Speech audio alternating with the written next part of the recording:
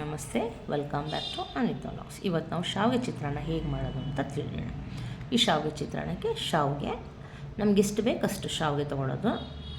ತಕ್ಕನಾಗಿ ಸ್ವಲ್ಪ ನೀರು ತೊಗೊಬೇಕು. ನೋಡಿ, ನೀರನ್ನ ಒಲೆ ಮೇಲೆ ನೀರು ಕಾಯಕ್ಕೆ ಇಟ್ಟಿದ್ದೀನಿ ನಾನು. ಆ ನೀರು ಕಾಯ್ತಾ ಇದೆ.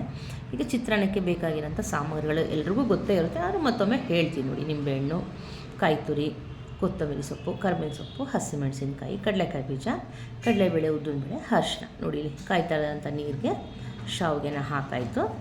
ಮಳ್ತಾ ಅಂತ ನೀರಿಗೆ ಶಾವಿಗೆನ ಹಾಕಬೇಕು. ನೋಡಿ, ಆ ಶಾವಿಗೆ ಹಾಕಿ ನಂತರದಲ್ಲಿ ಬೇಯಿಸಿ ಅದ್ರ ಮೇಲೆ ತಣ್ಣೀರು ಹಾಕಬೇಕು. ಯಾಕಪ್ಪ ತಣ್ಣೀರು ಹಾಕಬೇಕು ಅಂತಂದರೆ ಶಾವಿಗೆ ಒಂದಕ್ಕೊಂದು ಅಂಟಬಾರ್ದು ಅಂತ. ನೋಡಿ, ನಾವು ಶಾವಿಗೆ ಉಪ್ಪಿಟ್ಟು ತೋರಿಸಿದೆ ಲಾಸ್ಟ್ ವಿಡಿಯೋದಲ್ಲಿ. ಇವತ್ತು ಶಾವಿಗೆಲೆ ಚಿತ್ರಾನ್ನ ಮಾಡೋದು ಹೇಗೆ ಅಂತ ತೋರಿಸ್ತಾ ಇದ್ದೀನಿ.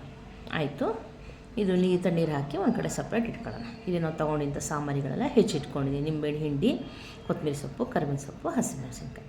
ಮೊದಲಿಗೆ ಒಲೆ ಮೇಲೆ ಒಂದು ಬಾಣಲೆ ಇಟ್ಟು ಅದಕ್ಕೆ ಎಣ್ಣೆ ಹಾಕಿ, ಸಾಸಿವೆ ಹಾಕಿ, ಕಡಲೆಕಾಯಿ ಬೀಜ ಹಾಕಾಯಿತು. ಒಂದೆರಡು ಸೆಕೆಂಡ್ಗಳ ಕಾಲ ಕಡಲೆಕಾಯಿ ಬೀಜ ರೋಸ್ಟ್ ಆಗಲಿ. ನಂತರದಲ್ಲಿ ಕಡಲೆಬೇಳೆ ಮತ್ತು ಉದ್ದಿನಬೇಳೆ ಹಾಕೋಣ. ನಂತರದಲ್ಲಿ ಒಂದೆರಡು ನಿಮಿಷ ಮತ್ತು ಇದನ್ನು ಫ್ರೈ ಮಾಡಿ, ತುಂಬ ಸೀಸಬಾರ್ದು.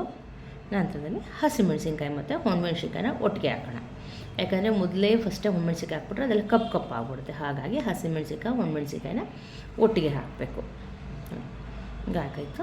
ನಂತರದಲ್ಲಿ ಒಂದು ಅರ್ಧ ಚಮಚದಷ್ಟು ಜೀರಿಗೆ ಹಾಕೋಣ. ತುಂಬ ಬೇಡ, ಅರ್ಧ ಚಮಚದಷ್ಟು ಜೀರಿಗೆ, ಒಗ್ಗರಣೆಗೆ ಜೀರಿಗೆ ಹಾಕೋಣ. ಇದೆಲ್ಲನೂ ಫ್ರೈ ಮಾಡಿ ನಂತರದಲ್ಲಿ ಕರಿಬೇವಿನ ಸೊಪ್ಪು ಹಾಕೋಣ. ಎಲ್ಲ ಫ್ರೈ ಆಗ್ತಾಯಿದೆ. ಈಗ ಇದಕ್ಕೆ ಅರಿಶಿನ ಹಾಕೋಣ. ಎಲ್ಲ ಫ್ರೈ ಆಗ್ತಾಯಿದೆ ಚೆನ್ನಾಗಿ. ನಾವು ಬಿಸಿ ಇರುವಾಗಲೇ ಕೊತ್ತಂಬರಿ ಸೊಪ್ಪು ಹಾಕಬಾರ್ದು. ನೋಡಿ, ಈಗ ಒಂದು ಅರ್ಧ ಚಮಚದಷ್ಟು ಅರಿಶಿನ. ನಂತರ ಚೆನ್ನಾಗಿ ಸ್ಟವ್ ಸಿಮ್ಮಲ್ಲೇ ಇರಲಿ, ಯಾವುದೇ ಕಾರಣಕ್ಕೂ ಜೋರು ಸ್ಟವಲ್ಲಿ ಒಗ್ಗರಣೆ ಮಾಡೋದು ಬೇಡ.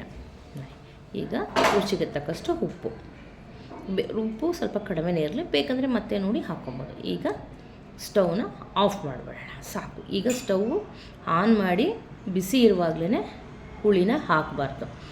ಅದು ಸ್ವಲ್ಪ ತಣ್ಣಗಾದ್ಮೇಲೆ ಹುಳಿನ ಹಾಕಬೇಕು, ಇಲ್ಲಾಂದರೆ ಚಿತ್ರಾನ್ನ ಕಹಿ ಬರುತ್ತೆ. ಶಾವಿಗೆ ಚಿತ್ರಾನ್ನ ನಾವು ಮಾಡ್ತಾರೆ. ಈಗ ತಣ್ಣಗಾಯ್ತೀಗ ಕೊತ್ತಂಬರಿ ಸೊಪ್ಪು, ನಂತರದಲ್ಲಿ ಕಾಯಿ ತುರಿ ಮತ್ತು ನಿಂಬೆ ಹುಳಿ ಹಾಕಿಲ್ಲ, ಇವಾಗ ಹಾಕ್ತೀನಿ ನೋಡಿ. ಈಗ ಕಾಯಿ ತುರಿ, ನಂತರದಲ್ಲಿ ತೊಗೊಂಡಿದ್ದಂಥ ನಿಂಬೆ ಹುಳಿನ ಸೋಸಿ ಹಾಕೋಣ. ಬೀಜ ಎಲ್ಲ ಇರುತ್ತೆ, ಹಾಗಾಗಿ ಸೋಸಿ ಹಾಕೋಣ. ನೋಡಿ, ಬೀಜ ಎಲ್ಲ ತೆಗೆದಾಯಿತು. ಹುಳಿ ಹಾಕಾಯಿತು, ಕೊತ್ತಂಬರಿ ಸೊಪ್ಪು ಹಾಕಾಯಿತು, ಕಾಯಿ ತುರಿನೂ ಹಾಕಾಯಿತು. ಸ್ಟವ್ನ ಆಫ್ ಮಾಡಿದ್ದೀವಿ ನಾವು.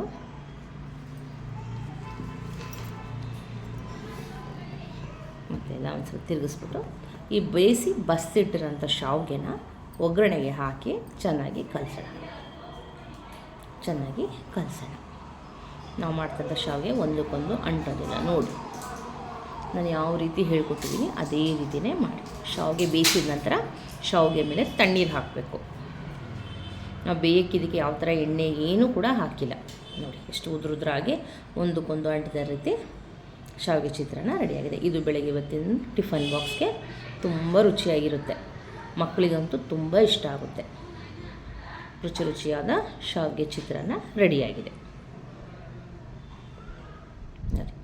ಈ ಶಾವಿಗೆ ಚಿತ್ರಾನ್ನದ ಜೊತೆ ಒಂದು ಸಿಹಿಯಾದ ಪ್ರೋಟೀನ್ ಲಡ್ಡು ಹೇಳ್ಕೊಡ್ತೀನಿ, ಅದು ಹೇಗೆ ಅಂತ ನೋಡೋಣ. ನೋಡಿ, ನಾನು ಪ್ರೋಟೀನ್ ಉಂಡೆ ಅಂತ ಹೇಳಿದ್ನಲ್ಲ, ಅದು ಎಳ್ಳುಂಡೆ. ಆ ಎಳ್ಳುಂಡೆಗೆ ಬೆಲ್ಲ, ಕೊಬ್ಬರಿ, ಏಲಕ್ಕಿ ಮತ್ತು ಎಳ್ಳು. ನೋಡಿ, ಫಸ್ಟು ಏಲಕ್ಕಿನ ಹೀಗೆ ಕುಟ್ಟಿ ಪುಡಿ ಮಾಡಿ ಇಟ್ಕೊಳ್ಳೋಣ. ಬೆಲ್ಲನೂ ಕೂಡ ಕುಟ್ಟಿ ಪುಡಿ ಮಾಡ್ಕೊಳ್ಳೋಣ. ಇಲ್ಲಿ ನಾನು ಒಂದು 2 ಪಾವಷ್ಟು ಎಳ್ಳು ತೊಗೊಂಡಿದ್ದೀನಿ, ಅದಕ್ಕೆ 1/4 kg ಬೆಲ್ಲ ತೊಗೊಂಡಿದ್ದೀನಿ. ಇದರಲ್ಲಿ 2 ಲೋಟದಷ್ಟು ಎಳ್ಳು ಹಾಕಿದ್ದೀನಿ. ಕೊಬ್ಬರಿ ತುರಿ, ಏಲಕ್ಕಿ, ಬೆಲ್ಲ.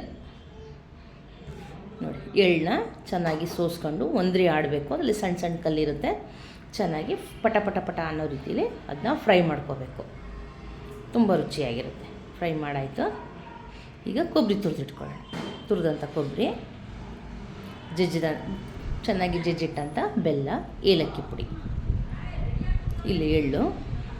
ಈ ಎಳ್ಳನ್ನ ಒಂದು ಮಿಕ್ಸಿ ಜಾರ್ಗೆ ಹಾಕಿ ತುಂಬ ನುಣ್ಣು ಪುಡಿ ಮಾಡಬಾರ್ದು, ತರಿಯಾಗಿ ಪುಡಿ ಮಾಡಬೇಕು. ನೋಡಿ ಇಲ್ಲಿ ಎಳ್ಳು ರೀತಿಯೂ ಕಾಣಬೇಕು, ಎಳ್ಳು ಪುಡಿನೂ ಥರನೂ ಕಾಣಬೇಕು. ಒಂದೇ ಸಲ ಹಾಕೋದು ಬೇಡ, 2 ಸಲ ಹಾಕಿ ಪುಡಿ ಮಾಡ್ಕೊಳ್ಳೋಣ. ಅದಕ್ಕೆ ಜಜ್ಜಿದಂಥ ಬೆಲ್ಲನೂ ಕೂಡ ಮಿಕ್ಸಿ ಜಾರ್ಗೆ ಹಾಕಿ ಪುಡಿ ಮಾಡೋಣ. ಎಳ್ಳನ್ನ ಪುಡಿ ಮಾಡಿಟ್ಟಿದ್ದೀವಿ, ಈಗ ಬೆಲ್ಲನ ಪುಡಿ ಮಾಡ್ಕೊತಾ ಇದ್ದೀವಿ ಮಿಕ್ಸಿ ಜಾರಲ್ಲಿ. ಈಗ ಪುಡಿ ಮಾಡಿಟ್ಟಿರುವಂತಲ್ಲ ಅಂಥ ಎಳ್ಳಿಗೆ ಈ ಬೆಲ್ಲದ ಪುಡಿನೂ ಸೇರಿಸಿ ಮತ್ತು ಏಲಕ್ಕಿ ಪುಡಿನೂ ಸೇರಿಸೋಣ, ಮತ್ತು ಕೊಬ್ಬರಿ ತುರಿನೂ ಸೇರಿಸಿ ಚೆನ್ನಾಗಿ ಮಿಕ್ಸ್ ಮಾಡೋಣ. ನಮಗೆ ಉಂಡೆ ಬೇಡ, ಈ ರೀತಿಯೇ ತಿಂತೀನಿ ಅಂದರೆ ತಿನ್ಬೋದು, ಆದರೆ ಮಕ್ಕಳಿಗೆ ಕೊಡುವಾಗ ಈಗ ಪುಡಿ ಕೊಡೋಕ್ಕಾಗಲ್ಲ ಅಲ್ವಾ. ಹಾಗಾಗಿ ಇದನ್ನು ಉಂಡೆ ಕಟ್ಟೋಣ. ನಾವು ಈ ಎಳ್ಳು ಉಂಡೆನ ಗಣೇಶ ಹಬ್ಬದಲ್ಲಿ ಮಾಡ್ತೀವಿ, ಲಕ್ಷ್ಮೀ ಪೂಜೆಯಲ್ಲೂ ಮಾಡ್ತೀವಿ, ಮತ್ತು ಹೆಣ್ಮಕ್ಳು ದೊಡ್ಡವ್ರು ಆಗ್ತಾರೆ ಋತುಮತಿ ಆದಾಗಲೂ ಕೂಡ ನಾವು ಈ ಥರ ಎಳ್ಳು ಉಂಡೆನ ಮಾಡಿ ಕೊಡ್ತೀವಿ. ನೋಡಿ ಇದನ್ನು ಹಾಗೆ ಉಂಡೆ ಕಟ್ಟೋಕ್ಕಾಗಲ್ಲ. ಹಾಗಾಗಿ ನಾವು ಬೇಕಂದರೆ ಸ್ವಲ್ಪ ಬೆಲ್ಲನ ಪಾಕ ತೊಗೊಂಡು ಪಾಕನ ಚಿಮುಕ್ಸಿ ಕೂಡ ಉಂಡೆ ಕಟ್ಬೋದು. ಇಲ್ಲಾಂದರೆ ಮಾಮೂಲಿ ಸ್ವಲ್ಪ ಮನೇಲಿ ತಣ್ಣೀರಿರುತ್ತಲ್ಲ, ಆ ನೀರನ್ನ ಸ್ವಲ್ಪ ತುಂಬ ಚಿಮುಕಿಸ್ಬಾರ್ದು, ಸ್ವಲ್ಪ ನೀರನ್ನ ಚಿಮುಕಿಸಿ ನೋಡಿ ಈ ರೀತಿ ಕಲಿಸ್ಕೊಂಡು ಕೈಯಲ್ಲಿ ಒಂದು ಉಂಡೆ ರೀತಿ ಮಾಡ್ಕೊಬೋದು. ತುಂಬ ನೀರು ಚಿಮುಕಿಸ್ಬಾರ್ದು, ತುಂಬ ದಿನಗಳ ಕಾಲ ಇಡೋಕ್ಕಾಗಲ್ಲ. ಈಗ ನಾವು ಮಾಡ್ತಾರಂಥ ಉಂಡೆ ಸುಮಾರು ಇಲ್ಲ ಅಂದರೂ ಒಂದು ವಾರದಿಂದ 10 ದಿನಗಳ ಕಾಲ ತನಕ ಇರುತ್ತೆ. ನೋಡಿ ಎಷ್ಟು ನೀಟಾಗಿ ಬರ್ತಾಯಿದೆ ಉಂಡೆ. ಈ ರೀತಿ ಉಂಡೆನ ಕಟ್ಕೊಂಡು ಈ ಉಂಡೆ ಸಂಜೆ ಹೊತ್ತು ಹಾಗೆ ಸ್ನ್ಯಾಕ್ಸ್ ಥರನೂ ತಿನ್ಬೋದು, ಮಕ್ಕಳಿಗೂ ಕೊಡ್ಬೋದು, ತುಂಬ ರುಚಿಯಾಗಿರುತ್ತೆ. ನೋಡಿ ಎಲ್ಲನೂ ಉಂಡೆ ಕಟ್ಟಾಯಿತು, ರುಚಿಯಾದಂಥ ಎಳ್ಳುಂಡೆ ರೆಡಿ ಆಯಿತು.